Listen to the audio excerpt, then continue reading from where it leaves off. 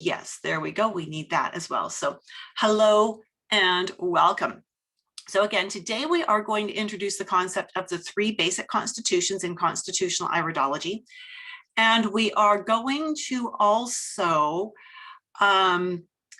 work through some analyses so that you can see that you can do a good basic iris analysis with in just a few minutes when you know the constitutions. The constitutions are the foundation of everything we need to do. As you can see me on the screen there, my name is Judith Cobb. I'm going to take just a minute to introduce myself so that you know that I am not some wingnut flake who just made stuff up. And actually, I see I've got 2 of my course grads on the webinar with us. Hello, Sylvia. Hello, Theodora. It is always good to see you. My name again is Judith Cobb. I'm a master herbalist, a natural nutrition clinical practitioner, a certified comprehensive iridologist, and a certified comprehensive iridology instructor. I have been in the wellness industry coaching people for their health for over 4 decades now. This is what I did instead of finish my university degree to become a school teacher. Yeah. I've written many books that were self-published and self-distributed. Pregnancy Naturally, the Herbal Birth Kit Handbook, Healthy Kids Naturally, The Essential Guide to Nature Sunshine Products, Biokinesiology and Color Therapy Level 1 and 2.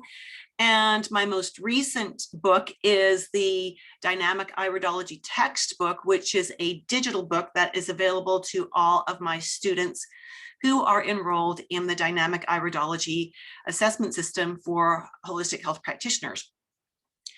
I've also created a ton of classes. Years ago, I created a level 1 herbology class, which was 20 hours of herbal training for in-home use. And then people loved that one so much, we went on to create a level 2 herbology program, which was 16 more hours of advanced herbal training for in-home use. And I had a lot of people that took those 2 classes actually go into practice, counseling and advising and coaching people for their health, which was very exciting. I've created biokinesiology and color therapy level 1 and level 2 courses to go with the books, obviously. At one point in time, I was actually a certified prenatal educator with the ICEA in the US. And so I've designed and taught prenatal classes. And of course, currently, I've also designed the Dynamic Iridology Assessment System, which is an IPA, International Iridology Practitioner Association, approved course. I also, for graduates of that class, I have a Body Systems Iridology and Herbology course. And I also have a women's holistic health course, which is open to anybody. It's a practitioner level course that integrates herbology, nutrition, and a whole lot of other stuff to help you work with women from puberty right through menopause and aging. All right, so there we go. That is me. I'm also the wife of 1, the mom of 7, and the grandma of 8. So our family has been my lab, so to speak. I am also as I mentioned, a certified comprehensive iridologist and an IPA certified comprehensive iridology instructor. And I love teaching, as I hope you will clearly see. The information that we are presenting today is meant for your education only. It is not meant to diagnose or prescribe. I just need to reset my phone here. There we go. You are responsible for any results, good or bad, that result from using this information. And welcome, welcome, welcome, welcome. I would love it if you would interact with me. My students know me well, that I love interaction. So if you're with me on the on the webinar, feel free to ask questions, make comments, interact with me. That really makes me shine. It makes me want to give you more if I know that you're actually awake and paying attention. And let's hop into this. Okay, sorry, that we've already done the introduction. You know what, I'm going to add to the introduction here, and that is, hello, Viorelli, good to see you. Thanks for joining us on Instagram. I've learned 3 different styles of iridology. I've had 8 different teachers, and that is why I am where I am now. Things that I learned 4 decades ago at the outset, I worked with those concepts in iridology for several years before I decided that it wasn't working for me. It was frustrating me. And of course, as the saying goes, when the student is ready, the teacher appears. And that is when the opportunity arose for me to learn constitutional iridology. I love this because I found that constitutional is way more accurate. It helps me to understand my clients' inherent potentials. What have they inherited from the past 3 or 4 generations? What's been passed down?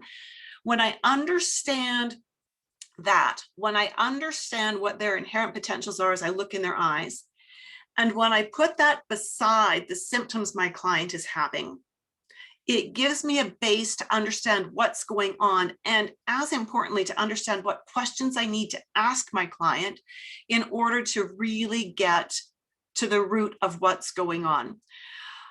I use iridology not only as an assessment tool, but I actually use it as my intake. I no longer use and have not used for many years an intake form. My clients do not fill out a questionnaire. They fill out an informed consent form, you know, the one that says my scope of practice, and they know I'm not a doctor, but I do not have them fill out a lengthy questionnaire that goes into all kinds of stuff that is irrelevant to the thing that is happening with them right now.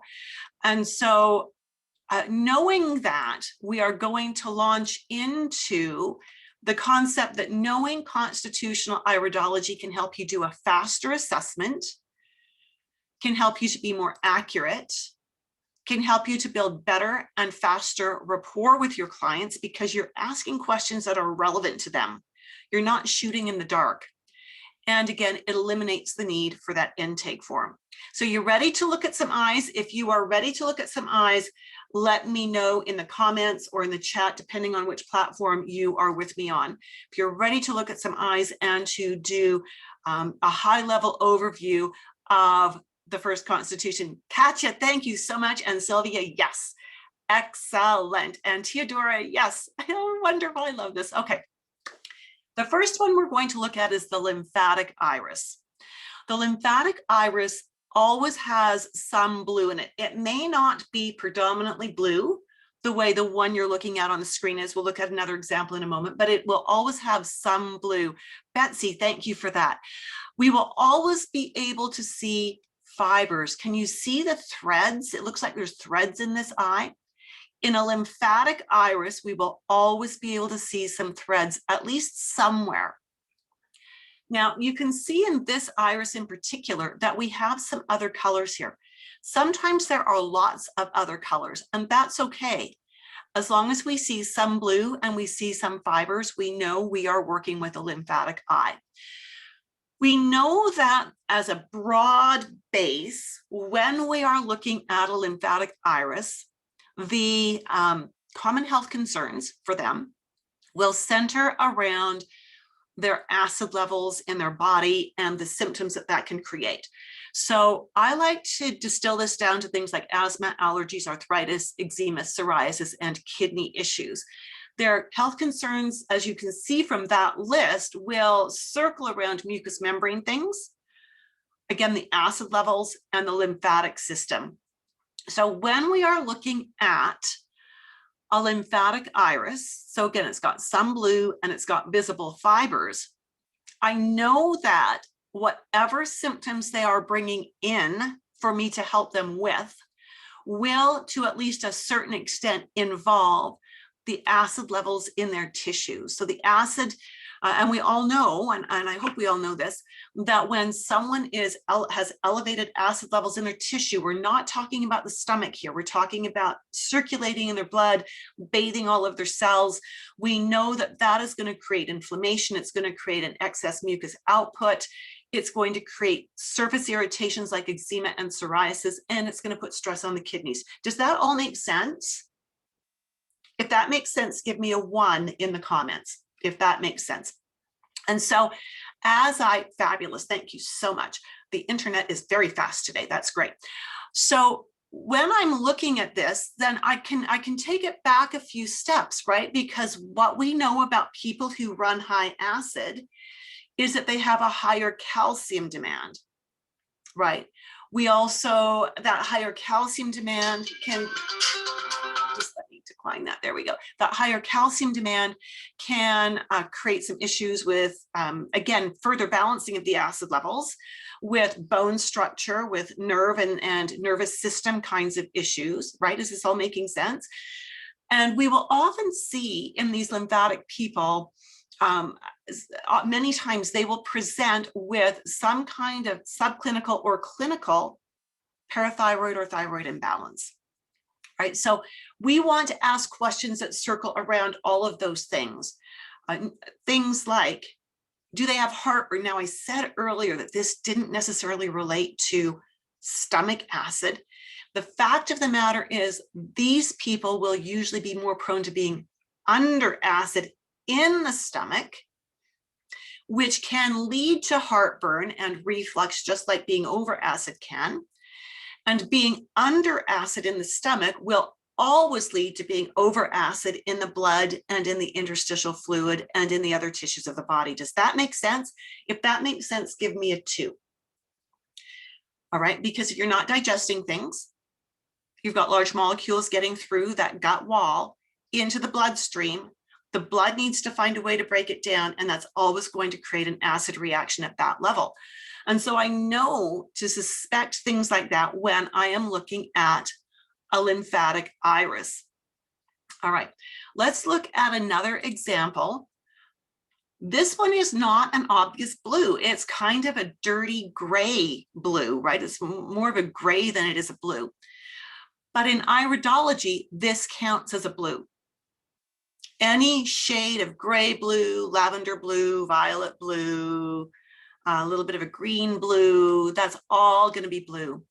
And so we are going to look for other factors here. Do we see fibers here? Yes, we do. That is enough for us to know that this person is the lymphatic constitution. So that's going to point us in that direction of thinking about the health concerns of the mucous membranes. Now, as I look at this iris, for instance, knowing that this person has those predispositions, seeing that they have other colors in here, which gets into other subtypes and some deeper information. This, what I see right here from about a third the way out right into the pupil, suggests to me that this person inherently has digestive compromises.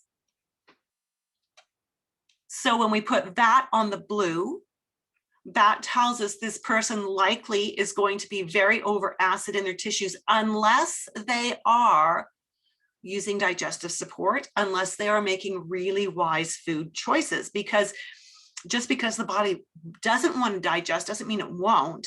It means we need to take care of the digestion more effectively. Does that make sense? And when we do that, we might not have any over acid problems.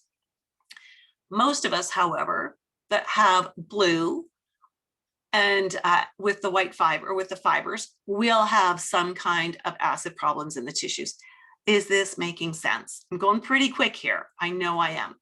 So again, when we're looking at this, if this person was to come in, I do a lot of work with, say, high-risk pregnancy and infertility. If this was a female who was coming in with those kinds of concerns, her hormone balance wouldn't be my first concern, right? Because I know that there are a lot of things that contribute to hormone balance. So as a herbalist, I'm not going to be throwing all kinds of hormonally oriented herbs and supplements at her. I'm actually going to address the acid levels, and I'm going to address her digestion. Even just looking at the eyes, I'm going to ask her questions about digestion. I'm going to ask her, are there foods that create digestive upsets for her? Are there foods she's learned to avoid because they would cause a problem if she did eat them? I'm going to ask them, I'm going to just use the language I use in my office. Is she burpy or is she farty? Right? If she burps, that tells me one way things aren't digesting. If she passes gas or farts, that tells me other things that aren't digesting. And if she's passing the gas, I'm going to ask her, what is the odor? Because that's going to give me more specific information as to what she inherently does not want to digest. I'm also going to suspect from the colors I see here that there may be some pancreatic imbalance, that there might be some blood sugar imbalance, right? That's again getting a little bit deeper, but I understand the colors in the eyes And that's what's giving me this information.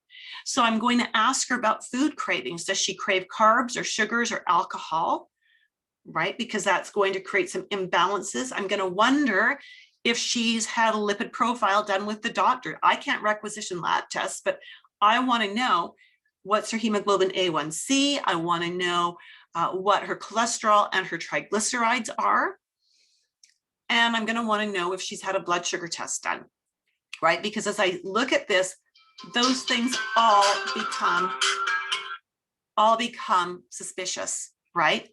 And so when I understand all that, then I will know what to recommend for diet. Even before I get lab tests on her, though, I am going to suggest that we work with balancing blood sugars. I'm going to suggest that we work with the digestion. And I'm going to want to see then how that balances her hormones out. Does that make sense? If that makes sense, give me a 3. Excellent, excellent. So we went really fast there, and I haven't gone into what all the colors mean or anything like that. But as you can see, if you even know what the colors are, when you know what the colors are, that basic assessment can be oh so quick. You know, and if I'm suspecting blood sugar imbalances, if I'm suggesting digestive compromises, I'm going to do things like suggest that she takes time to eat her food, that she not eat on the run, that she not drink coffee because that compromises digestion. I may suggest adding some herbs and spices to her foods that will enhance digestion. I might recommend a digestive enzyme tablet of some kind. I'll certainly ask her to stop drinking fluids with her meals, right? There's so many things that we can do to enhance digestion. I may suggest to her that we get rid of the refined carbohydrates if indeed she's eating those, certainly get rid of the alcohol if she's trying to get pregnant. And I'm going to push her more towards the low carb vegetables and some good quality proteins, and make sure she's digesting all of that. And that's going to take us in the right direction. Beyond that, I will troubleshoot based on what I see her hormones are doing, based on her basal body temperature and her cervical mucus, right? So I can couple this with other things like a BBT chart for her to help understand at a deeper level what's going on. And I haven't even gone into looking at little minute details like, what is this? Why is this a little bit more gray and shaded? What do we have going on over here where we've got some dirty yellows happening? I haven't even gone into that kind of depth. And I've already, in literally less than 3 minutes of looking at her eyes, I know where we're headed. I know what questions to ask, and I have a good idea of what recommendations I want to consider making.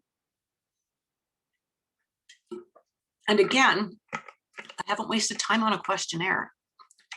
I've used the eyes and her symptoms specifically to direct where I'm going with this. This is something one of my graduates said. Stephanie Morgan said, I'd seen enough. I asked in my Facebook group for my students and grads why my students chose to take my class. Stephanie said, I'd seen enough of instructors online to know that you were the best teacher, the way you organize info, check for understanding, and coach the students. Now, Stephanie has a master's degree in education. Other instructors know their stuff, but you have the heart of the teacher. I wanted to graduate with understanding, not just knowledge. And so that's one of the things that we do in the program, is that when we're looking at an eye, yes, we talk about blue, we talk about fibers, we will talk about the colors and the pigments, things like that. But it does no good to understand that if you don't understand how it all integrates together. And if you don't understand, at least have a base understanding of recommendations you can make, right? And so that is one of the things that we really work with.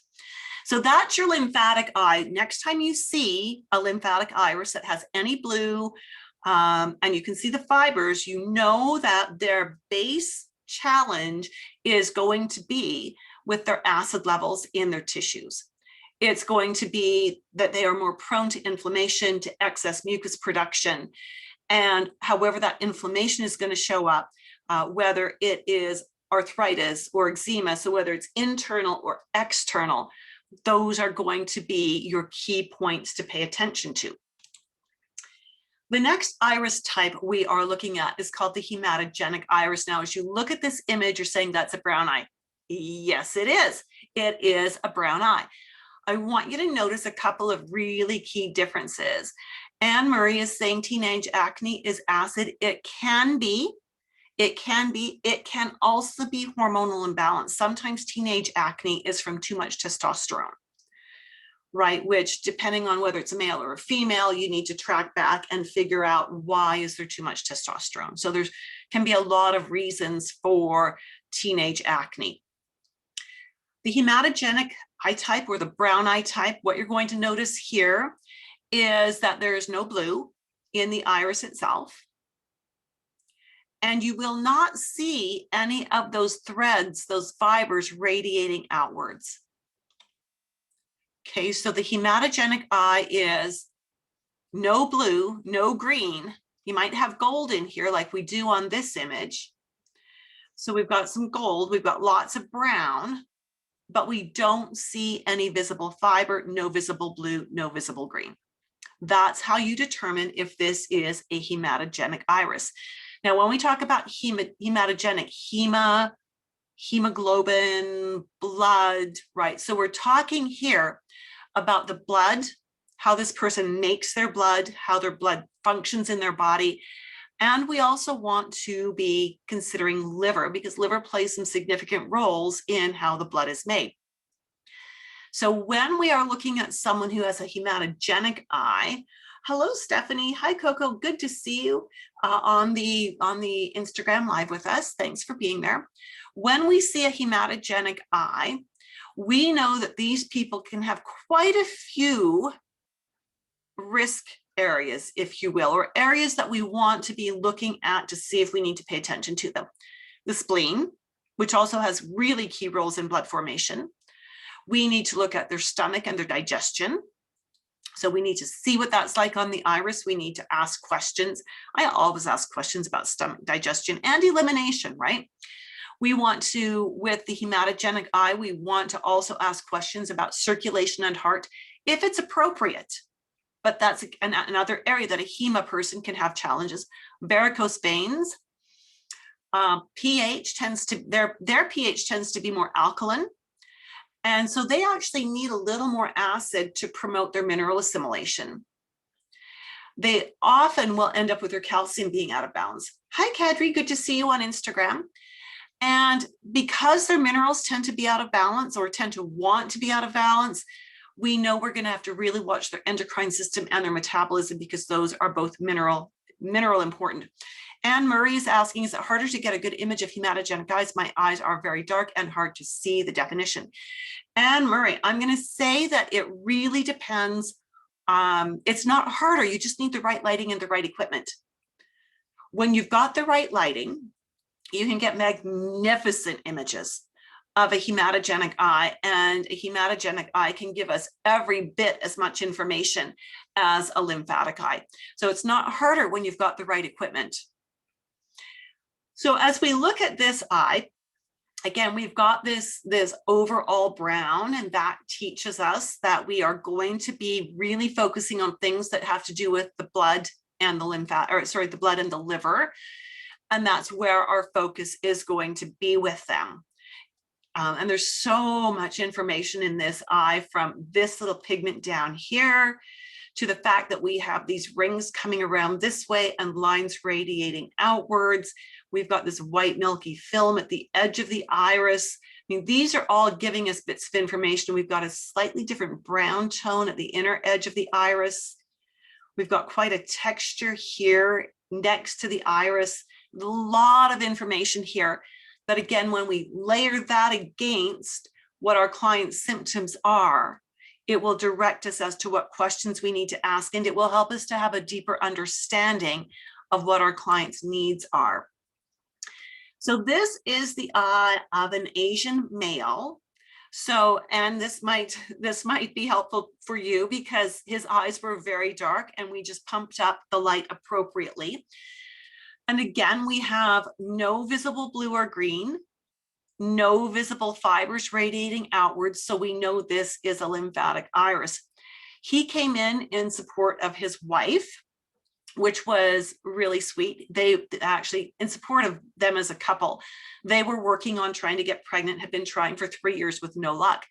He wanted to know if there was anything he needed to do. The fertility clinic had said it was all his wife's problem, that she had PCOS, okay?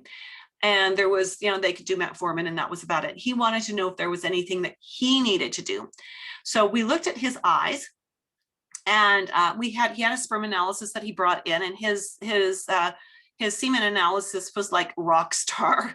I have not seen one that good in decades. It was amazing. So definitely not his problem, quote unquote, for their infertility issues. But as I looked at this and I saw these other markings around here, and these are constitutional markings as well. They aren't based on his eye color, but they're based on the structure of the underlying fiber.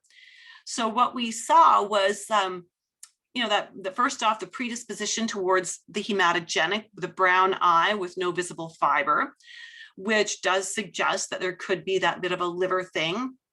And so as we were talking, being a first generation Asian, he tended to have a bit of a sweet tooth. I find that that's very common amongst my first generation Asian clients. And so we cleaned up his diet. Not that it was going to help his sperm count, but that his wife had to clean up her diet as well. So why not have them do the same diet? He actually, although he was quite slender, he's also very athletic. And cleaning up his diet, he lost 20 pounds, which when I looked at him, I didn't see a problem, but he was glad to lose the 20 because it enhanced his athletic stuff, right? And so that was amazing. And then, we looked at these other areas and they were not creating concerns for him to any degree at all. This is his left iris. And when we look down here, this is actually sitting in the penis area, but he didn't have any issues there. So we weren't going to worry about that. So we just simply cleaned up his diet to support his health and made sure that he was getting B vitamins in the right format, because this suggests he maybe needs them in a specific format. And that's just all we did with him. There wasn't much to fix because there wasn't much that was broken. He had no really obvious symptoms. If we were to change the story, and we're going to play with this a little bit, if this was a female who had come in and she was concerned because she wasn't getting pregnant, so we're going to pretend this is like a 30-something female who, again, is not getting pregnant when she wants to. We look at this as a left iris, and what we see again is she's got the brown eye. Well, what do we know about liver and its involvement in creating hormones? Like, it is so important, right? So important. So that's going to be our first thing to wonder is, how is the liver involved with this?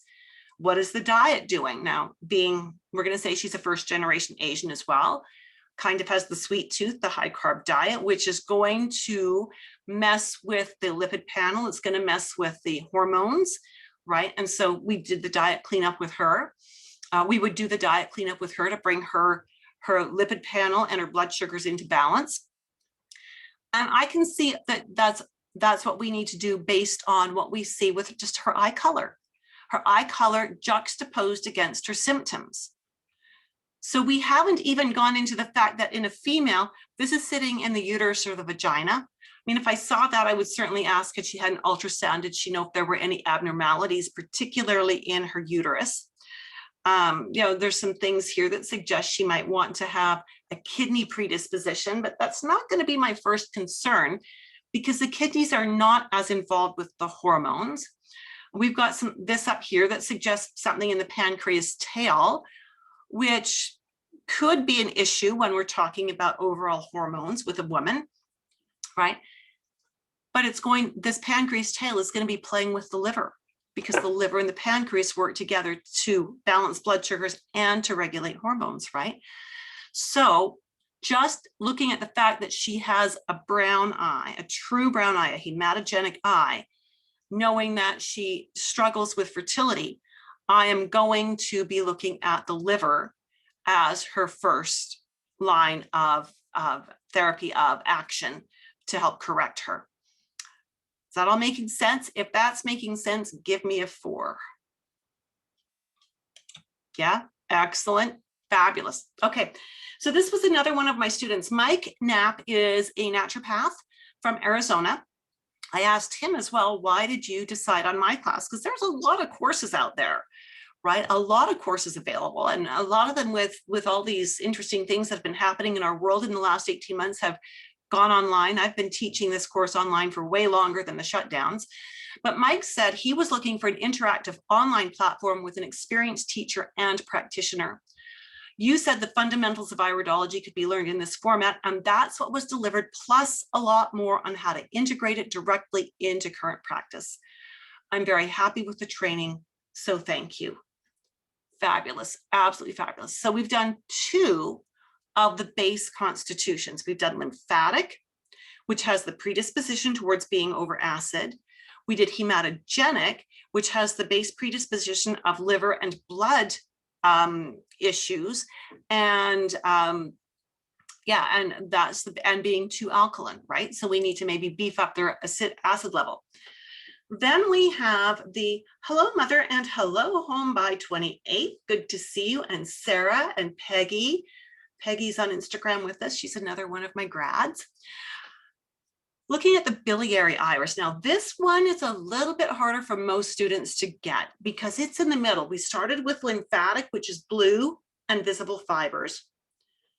We went to hematogenic, which is brown and no visible fibers. So in between there, what we've got is we've got not blue and yes, visible fibers. So when we look at this biliary eye, what we see as we look down here is we can actually see some of the fibers. We don't have to see fibers all the way around, but we can see some of those fibers radiating out. We might have some gold in these rings that are coming around here, and that's what we've got. We've got a bit of gold. We might have some golden highlights.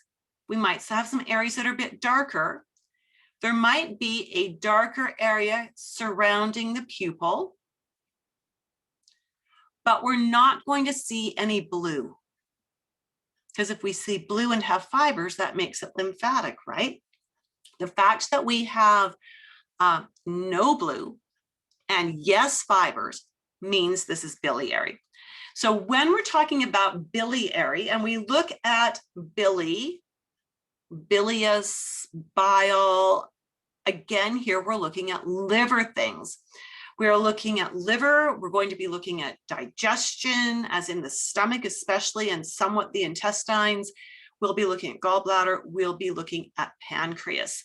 Those are going to be our primary concerns when we are looking at the biliary eye.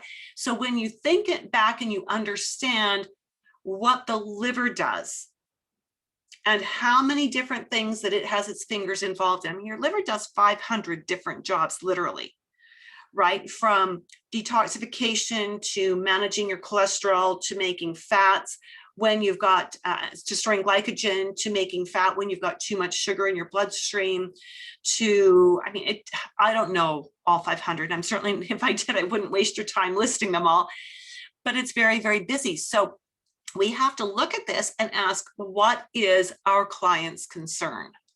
What does our client want help with? And then take those symptoms in the context of what the eye is showing us, right?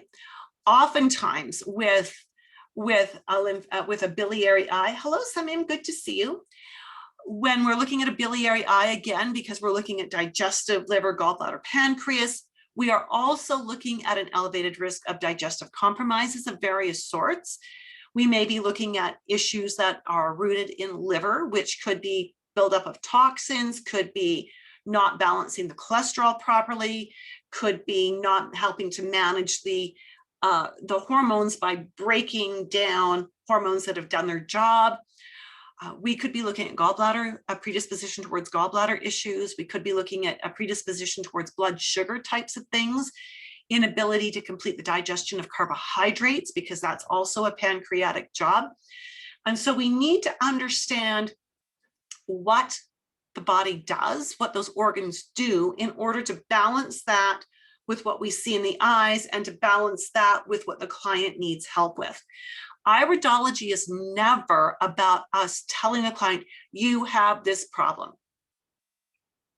that would be a diagnosis, and we never ever do that.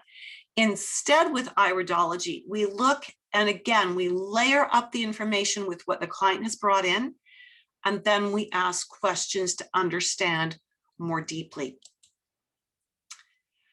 This is another really nice example of a biliary eye. We've got lots of threads, we've got golds, we've got browns, we have no blue, right? So this is a biliary eye.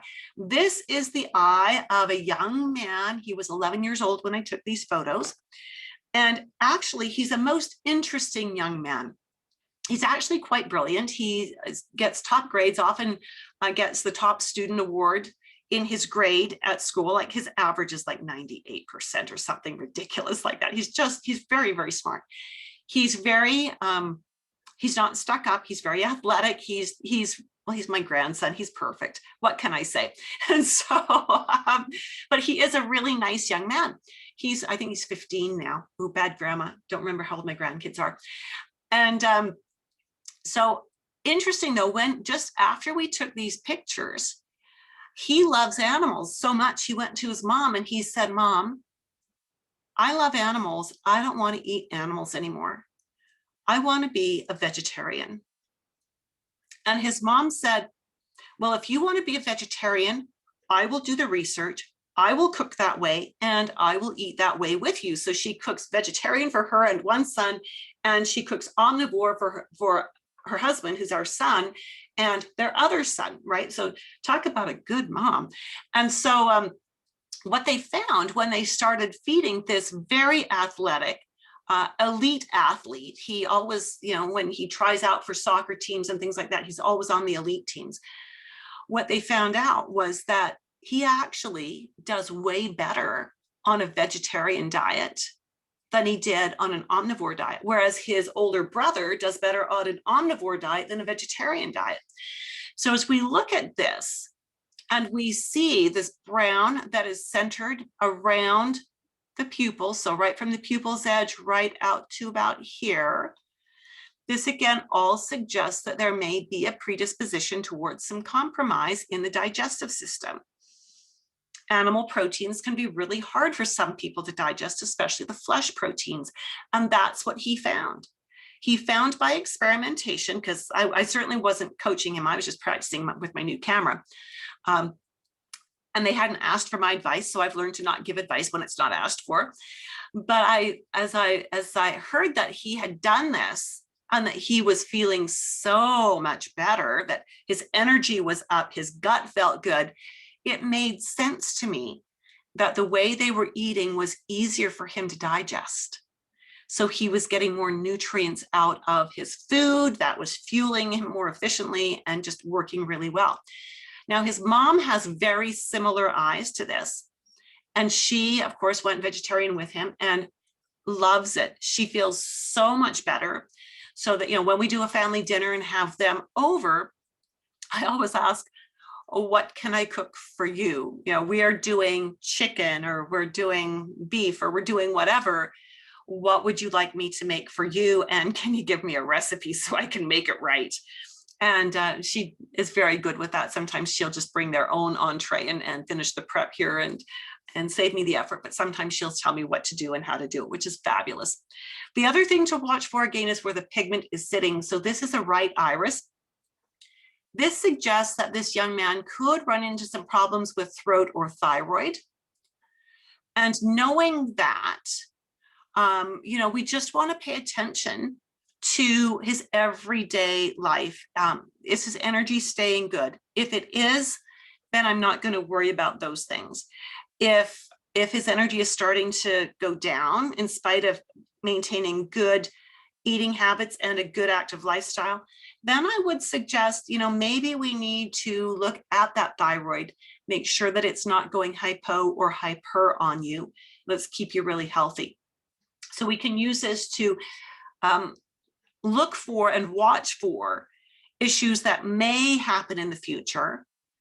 And because we're aware that that is a potential point that he might need some nurturing on, we just are always not super vigilant, but aware, so that if a symptom comes up, we can be addressing it immediately before the problem becomes huge, right? All right. So this is looking at the color, looking at the fact that this is a biliary iris, looking at the fact that we know that the areas of concern for most people with biliary eyes are digestion, liver, gallbladder, pancreas. That again focuses the questions we need to ask, helps us to understand the symptoms the client is bringing in. And we haven't really gone very deep at all. But we've certainly got a strong enough base that we can, just from that really quick look, we can easily begin to ask the right questions and make 1 or 2 or 3 key recommendations to get our clients started in the right direction.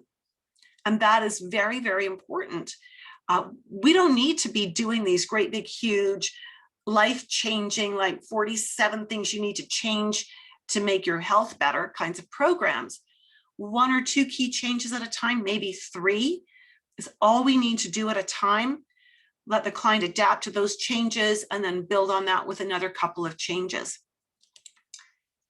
Karen Choate, another one of my grads, when I asked her how has learning constitutional iridology helped her in her business, she said it's helped her to understand the relationship between different organs. She's a certified natural health practitioner and specializes in gut health.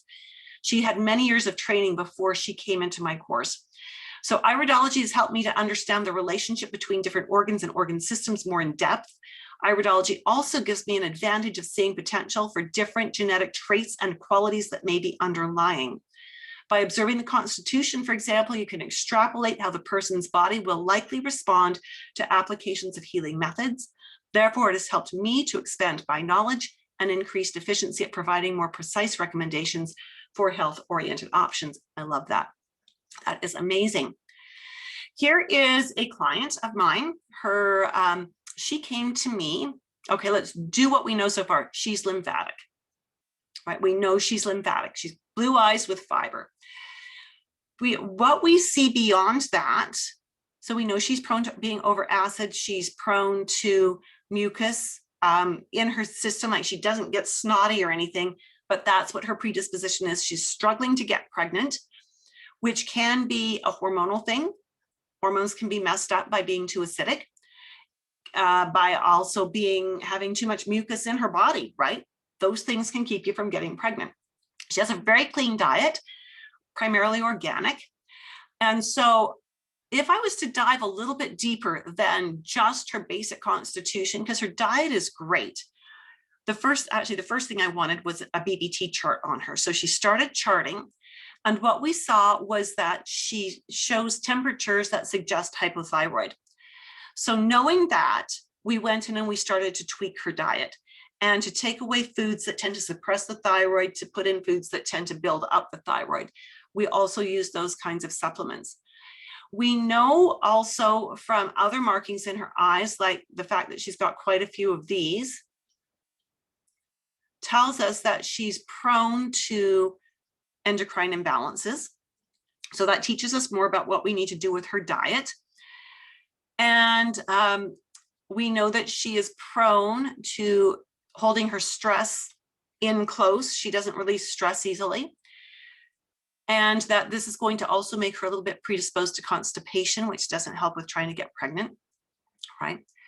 So constitutionally, her eyes do suggest that she has a pretty decent constitution. She's got good fiber in general, lots of fiber, fairly densely packed. All of it's fairly straight, which is good.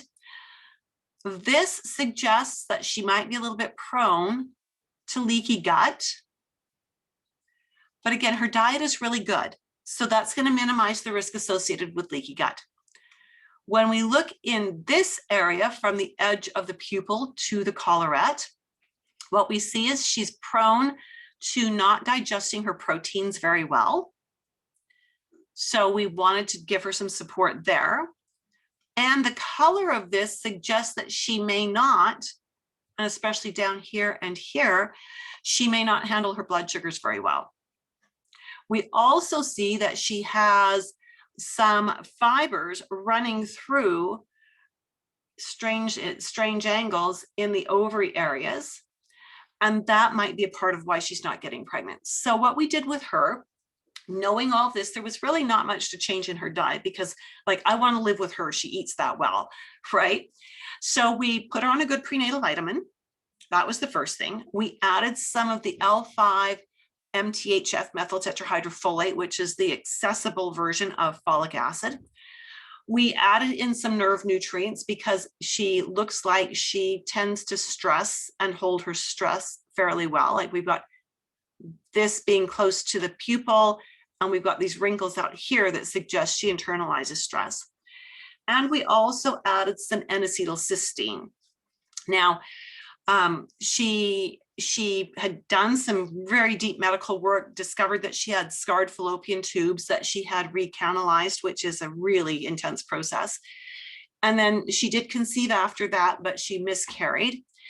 And so we've been continuing to work with her to try to strengthen her body and help her to get to where she can conceive again and not lose the pregnancy. A quick little biliary example here. This is a 2-year-old.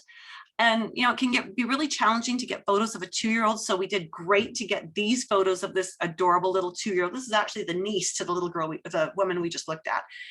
And I'm just going to move my camera closer because these photos are a little harder to see for those of you who are on Instagram.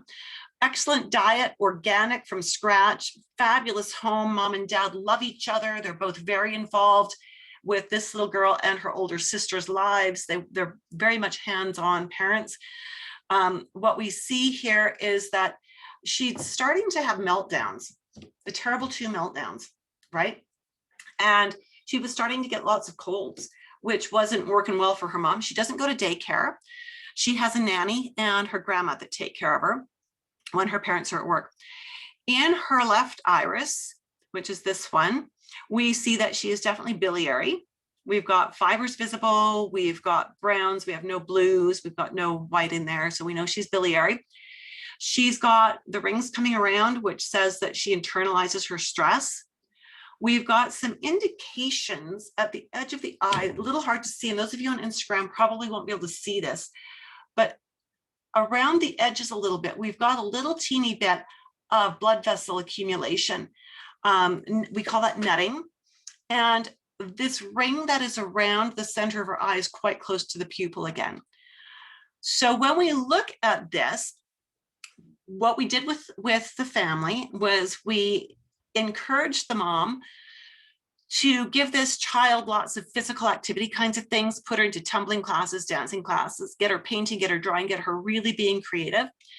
And we also suggested that because of this little thing right here, that she was probably getting too much carb, although they were good quality carbs, and she wasn't handling that well. So we cleaned that up in the diet as well, and added some liquid B vitamins to her to help even her out. Then we have a hematogenic eye, right? This is a client in her mid-50s who was having hot flashes. She also has a history of depression that she has worked through. She's physically active on a daily basis, which we like to see. She's got a really clean diet. Her one downfall is that she drinks 1 cup of Turkish coffee every day. She also has these contraction furrows that come around like this. These are called contraction furrows. And she's got radial furrows. When we put these contraction furrows and radial furrows together, it suggests that she really does, again, internalize her stress and that she burns through some nutrients pretty quickly. She's got some indications that suggest she might have an MTHFR defect. She's got this clouding at the edge, which suggests that her liver enzymes might not be behaving properly, and she might be building triglycerides and unbalanced cholesterol levels. So we needed to have a lipid panel on her.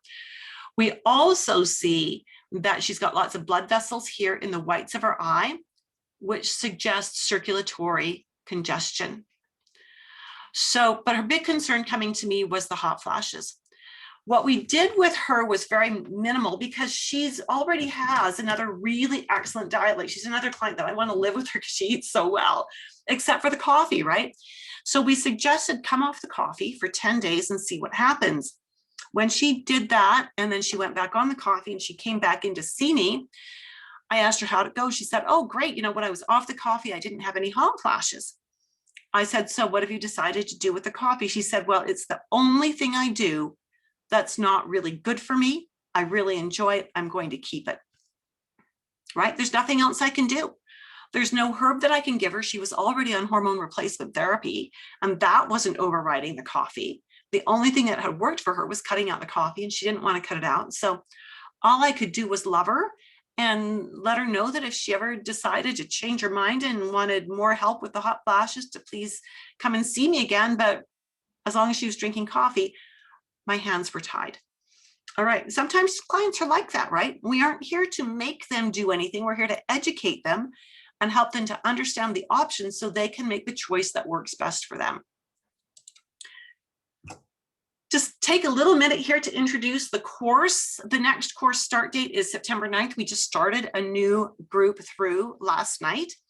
Then it's called the Dynamic Iridology Assessment System for Holistic Health Practitioners. It is the only live online fully mentored course for nutritionists, herbalists, and naturopaths who want to streamline their clinical work without sacrificing client care. Too many practitioners see the client, then go and spend their own time for which they don't get paid creating client programs. When you do iridology the way I teach it, you learn to create your programs right in your sessions with your clients, and you learn to create programs that are very manageable, that your clients can actually implement and get results with. It also means that we're implementing programs in small steps, which encourages the client to come back to learn what is the next step. And that's good for business. It's also good for your client because it means they are truly making progress and they are feeling supported because they are seeing you more than just once or twice. And so with that, the next course start date is Thursday, September 9th. The course time, this works well for those of you particularly who might be in Europe, but even for those of you in North America. The course time will be 12 noon Mountain Daylight Time, 20 classes long on Thursdays at 12 noon. And so depending on where you are, that would be like 7 p.m. in England. If you would like to get onto the notification list for this course, reach out to me, send me an email, find me on Facebook, send me a PM, give me your email address, and I will make sure you get on that notification list. And that will also get you on the list that will let you know when we are opening registration and when I am doing webinars that will teach you about everything that is included in the course and how the course can help you. So with that, my friends, quickly, any questions, anything else that I can help you with? Thank you so much for spending the last 45 or 50 minutes with me. I truly appreciate it. And again, just watching for any last minute questions that might be coming in. Not seeing anything. Alrighty, so I look forward to hearing from you soon. I look forward to seeing you again next week. Just watch the Facebook page or watch the emails, depending on which list you're on, so that you'll know what's coming up so you can pop in. Fantastic, thank you. Can we get the recording? And if you were on my email list, you will get the recording. So actually, I will add you to the email list because you're on the webinar.